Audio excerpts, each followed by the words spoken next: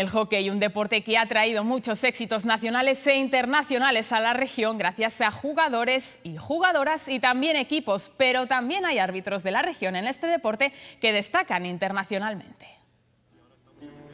Tiene 34 años, es de Pola de Lena y está a punto de convertirse en el segundo árbitro asturiano de la historia en participar en un mundial de hockey sobre patines. Bueno, un mundial es lo máximo para un árbitro. Un árbitro español puede aspirar, bueno, a la final de un mundial, si no juega España, sería lo máximo a lo que se puede aspirar en este mundillo. Miguel Díaz lleva 15 temporadas en el arbitraje, 7 en la Hockey Liga y 4 como internacional, y su aterrizaje en el mundial es la culminación a su mejor temporada hasta ahora como árbitro. Y este año pues me tocó todo, una final de Supercopa en Barça Liceo que siempre es espectacular, una final de la Copa de las Naciones que bueno, no se llega a ser la magnitud que es eso, pero un Portugal-Argentina es impresionante, la Final Four europea, bueno, muchos seguidores del hockey lo estuvieron viendo por Toni Pérez, que lo tenemos ahí en el Sporting Lisboa, y fue aquello, mi vida había vivido una sensación igual. Más complicado de arbitrar la final de la Copa de las Naciones, tratándose incluso que es un torneo, que no es una competición oficial, en Argentina-Portugal, soy un árbitro joven, no me conocían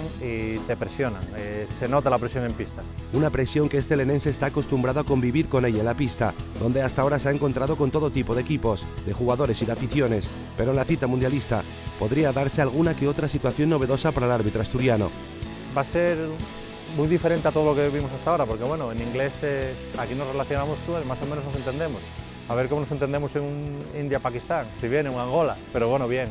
Miguel Díaz ya está listo para los World Roller Games de Barcelona, a donde acudirá como el único representante asturiano con silbato. De lo de armarse con un stick, se encargarán en la cita mundialista los también asturianos Toni Pérez, Sala Lolo y Marta Piquero.